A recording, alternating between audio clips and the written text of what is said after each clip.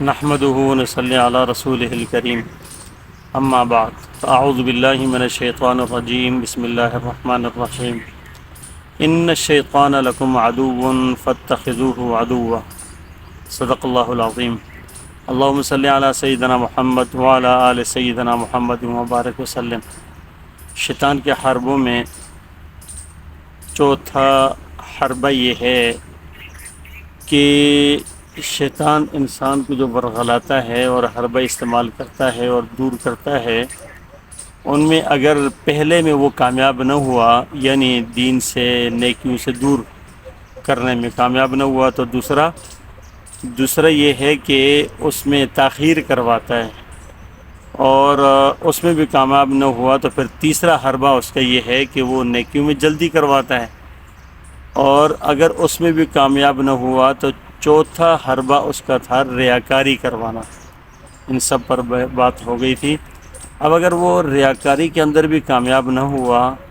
تو پھر وہ دیکھتا ہے یار یہ بندہ ریاکاری بھی نہیں کرتا، اس نے ہر کام کو بڑے اہتمام کے ساتھ ٹائم پر سارے امور کو، یعنی اللہ تبارک تعالیٰ کی عبادت کو بڑے اہتمام شان سے کیا۔ اب اگر وہ اس 4 حربوں میں کامیاب نہ ہوا تو 5ویں نمبر پہ وہ ایک ایسے وار کرتا ہے، اور ایسے جو ہے انسان کے اوپر ایسے جو ہے وار کرتا ہے، ایسی ضرب لگاتا ہے کہ انسان کو پتہ بھی نہیں چلتا، اور وہ یہ ہے کہ وہ اس کے اندر عجب پیدا کر دیتا ہے۔ اب عجب پیدا کر دیتا ہے، خود پسندی اس کے اندر پیدا کر دیتا ہے، اور یہ خطرناک وار ہے جس کو انسان سمجھتا نہیں ہے۔ عجب یہ ہے کہ انسان یہ کہے دل کے اندر، وہ یہ نہیں چاہتا کہ مجھے لوگ دیکھیں، میں لوگوں کے سامنے آ جاؤں، لوگ مجھے اچھا کہیں، لوگ مجھے ایسا کہیں۔ دل کے اندر اپنے آپ کو کچھ سمجھنے لگے، دل کے اندر اپنے آپ کو بڑا عبادت گزار سمجھے، دل کے اندر اپنے نیکی کے اوپر بڑا جو ہے نا فخر کرے، اور نہیں ریاکاری اور دکھلاوا نہیں، لیکن دل کے اندر بڑی جو ہے نا وہ اپنے آپ کو ایک محسوس کر رہا ہے، اور یہ ایک ایسی سی خفیہ بیماری ہے کہ جس کو انسان سمجھ بھی نہیں سکتا، اور انسان کے اوپر ایسا وار کرتا ہے یہ شیطان۔ تو اللہ تبارک نے اس لیے فرمایا کہ شیطان تمہارا دشمن ہے، اس کو دشمن بنا لو۔ جب انسان دشمن بنا لیتا ہے نا تو پھر وہ اس چھوٹی چیزوں کے اوپر بھی غور کرتا ہے کہ یار میں کہیں خود پسندی کی شکار تو نہیں ہوں، کہ میرے اندر کچھ ایسی چیز تو نہیں ہے۔ اب یہ جو خود پسندی ہے نا، اور یہ جو عجب ہے نا، یہ حقیقت میں انسان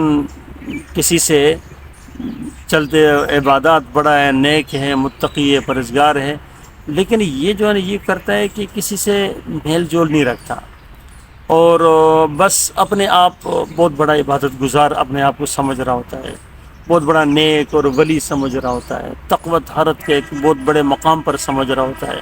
اور یہ کسی سے میل جول نہیں رکھتا، بس جو ہے نا چلتے اپنے آپ کو ظاہر کی ایک اعتبار سے بھی بڑا جو ہے نا سر جھکایا ہوا بڑا، اور اس کے ساتھ اور عاجزی کے ایک مجسمہ بنا ہوا، اور لوگوں سے بل اپنے پایا کا کسی کو نہیں سمجھنا، اندر جو ہے نا اپنے آپ کو تہجد پڑھ لی تو بڑا تہجد گزار ہوں، ٹھیک ہے۔ اسی طریقے سے کوئی اعمال کر لی اس نے تو اس کے اندر بھی وہ اپنے دل میں یار میں تو بڑا عمل کر رہا ہوں، میرے بڑے عمل ہے،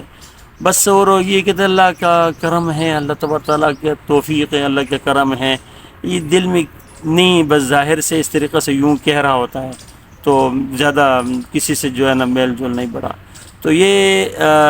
ایک صوفیانہ یا اسی طریقے سے ایک عابدانہ، ایک زاہدانہ ایک کیفیت کے اندر بس یوں چل رہا ہوتا ہے، لیکن دل کی دنیا اس کی جو ہے نا وہ بہت خراب ہوتی ہے، اور وہ بنا ہوا نہیں ہوتا اس میں۔ حالانکہ پچھلے سارے حربوں میں وہ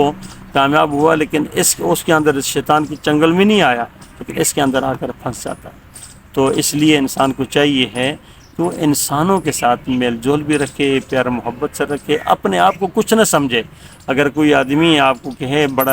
بڑے یار تم تو بڑے ماشاءاللہ بڑے نیک نظر آتے ہو، بڑے عبادتیں کرتے ہو، بڑی نماز بڑی اچھی پڑھتے ہو، فلانا بڑا اچھا کام کرتے ہو، ہاں تمہارے، تو وہ اپنے اللہ کی طرف متوجہ ہوں، استغفر اللہ، دل کے اندر کہہ کہ نہیں اللہ آپ ہی تو ہیں، سب کچھ آپ کا ہے، میرے تو کچھ نہیں ہے، اگر آپ توفیق نہ دیں میں کیا کر سکتا ہوں، تو وہ دل میں اللہ کی طرف متوجہ ہو، استغفار پڑھے، اس پر توبہ کریں، کہیں عجب تو نہیں آیا اندر کے اندر، کہیں اپنے آپ کو مخاطب کریں، حضرت مفتی رشید